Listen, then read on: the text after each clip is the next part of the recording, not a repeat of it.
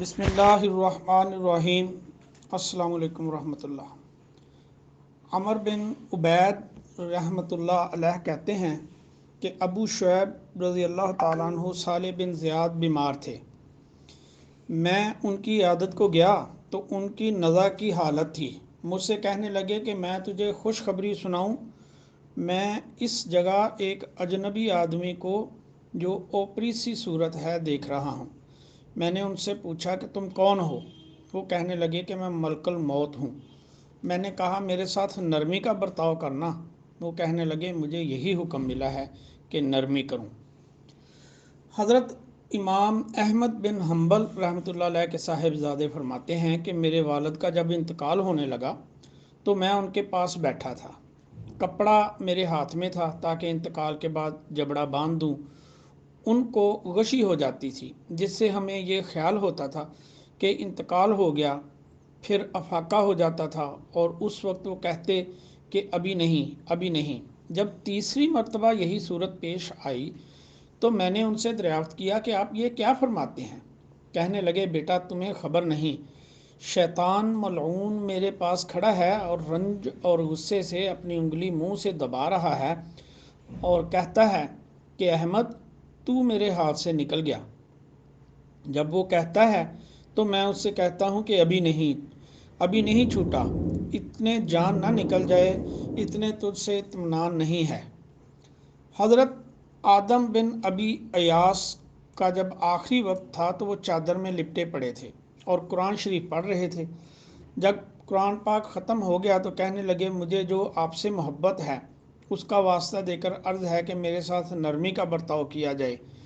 آج ہی کے دن کے لیے آپ سے امیدیں وابستہ تھیں۔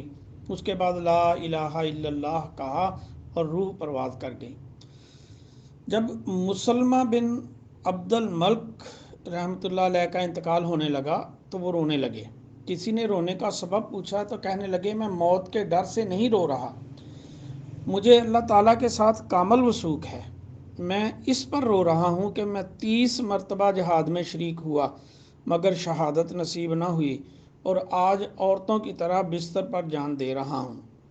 ایاس بن قتادہ ابشمی رحمۃ اللہ علیہ نے ایک دن آئینہ دیکھا تو سر پر سفید بال نظر آئے۔ کہنے لگے کہ سفید بال آ جانے کے بعد پھر آخرت کے سوا کوئی مشغلہ نہ رہنا چاہیے کہ اب دنیا سے رخصت ہونے کا وقت آ گیا۔ اس کے بعد بہت زیادہ مجاہدے شروع کر دیے۔ ایک مرتبہ جمعے کے دن نماز سے فارغ ہو کر مسجد سے باہر آ رہے تھے، آسمان کی طرف دیکھ کر کہنے لگے تیرا آنا مبارک ہے، میں تو تیرا بہت ہی سخت انتظار کر رہا تھا۔ اس کے بعد اپنے ساتھ والوں سے کہنے لگے جب میں مر جاؤں تو ملہوب کسی جگہ کا نام ہے، میں لے جا کر مجھے دفن کر دینا۔ اس کے بعد روح نکل گئی اور گر گئے۔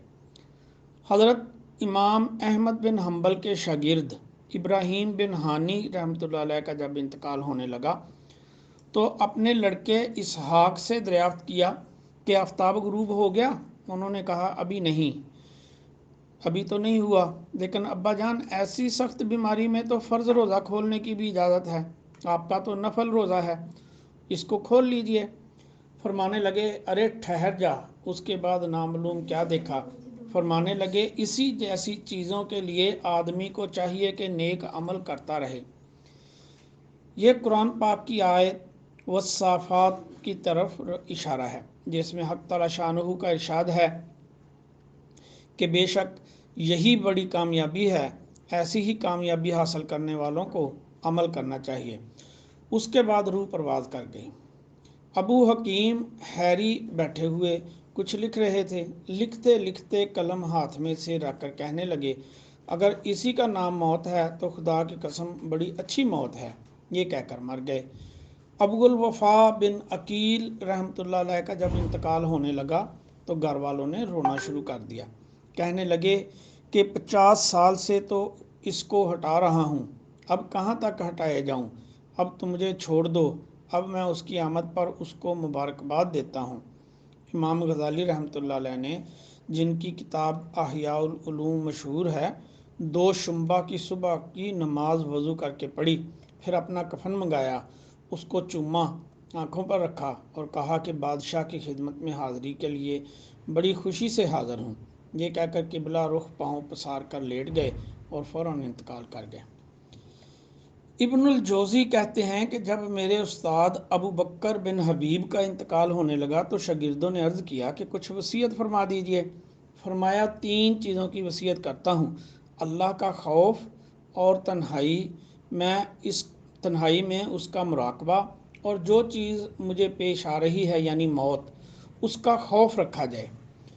مجھے 61 برس گزر گئے ہیں لیکن گویا میں نے دنیا کو دیکھا بھی نہیں، ایسے جلدی گزر گئے۔ اس کے بعد ایک پاس بیٹھنے والے سے پوچھا، دیکھو میری پیشانی پر پسینہ آ گیا یا نہیں؟ اس نے عرض کیا کہ آ گیا۔ فرمایا اللہ کا شکر ہے کہ یہ ایمان پر موت کی علامت ہے، جیسے کہ حدیث میں وارد ہے۔ امام بخاری کے شاگرد ابو الوقت عبد الاول کے انتقال کا جب وقت آیا تو آخری کلمہ جو ان کی زبان سے نکلا یہ تھا، یا لیت قومی یعلمون بما غفر لی ربی وجعلنی من المکرمین۔ یہ سورہ یاسین کے دوسرے رکوع کی آیت ہے، جس کا ترجمہ یہ ہے کہ کاش میری قوم کو یہ بات معلوم ہو جاتی کہ میرے رب نے مجھے بخش دیا اور مجھے معزز اور مکرم لوگوں میں شامل کر دیا۔ محمد بن حامد کہتے ہیں کہ میں احمد بن خضرویہ رحمۃ اللہ علیہ کی انتقال کے وقت ان کے پاس بیٹھا ہوا تھا۔ ان کو نزع شروع ہو گیا۔ 95 سال کی عمر تھی۔ ایک شخص نے ان سے کوئی مسئلہ دریافت کیا۔ ان کی آنکھوں میں آنسو بھر آئے اور کہنے لگا، بیٹا 95 سال سے ایک دروازے کو کھولنے کی کوشش میں لگا ہوا ہوں، اس وقت وہ کھلنے کو ہے۔ اس کا فکر جو ہے اس کا فکر سوار ہے کہ سعادت کے ساتھ کھلتا ہے یا بدبختی کے ساتھ۔ اس وقت جواب کی مہلت کہاں؟ اسی میں ان کے قرض خواہ ان کے مرنے کی خبر سن کر جمع ہو گئے۔ 700 دینار اشرفیاں ان کے ذمے قرض تھے۔ کہنے لگے، یا اللہ تو نے رہن اس لیے مشروع کیا ہے کہ قرض خواہوں کو اطمینان رہے۔ اس وقت تو ان لوگوں کے اطمینان کو بلا رہا ہے، یعنی ان کو میرے وجود سے اطمینان تھا، اب میں جا رہا ہوں، ان کا قرض ادا کر۔ اسی وقت کسی نے دروازہ کھٹکھٹایا اور کہنے لگا کہ احمد کے قرض خواہ کہاں ہیں؟ اور سب قرضہ گن کر ادا کر دیا اور ان کی روح نکل گئی۔ ایک بزرگ کا انتقال ہونے لگا تو اپنے خادم سے کہا کہ میرے دونوں ہاتھ باندھ دے اور میرا منہ زمین پر رکھ دے۔ اس کے بعد وہ کہنے لگے کہ کوچ کا وقت آ گیا، نہ تو میں گناہوں سے بری ہوں، نہ میرے پاس کوئی عذر ہے جو معذرت میں پیش کروں، نہ کوئی طاقت ہے جس سے مدد چاہوں، بس میرے لیے تو تو ہی ہے، میرے لیے تو تو ہی ہے۔ یہی کہتے کہتے ایک چیخ ماری اور انتقال ہو گیا۔ غیب سے آواز آئی کہ اس بندے نے اپنے مولا کے سامنے عاجزی کی اور اس نے قبول کر لیا۔ سبحان اللہ و بحمدہ، سبحان اللہ العظیم و بحمدہ، استغفر اللہ۔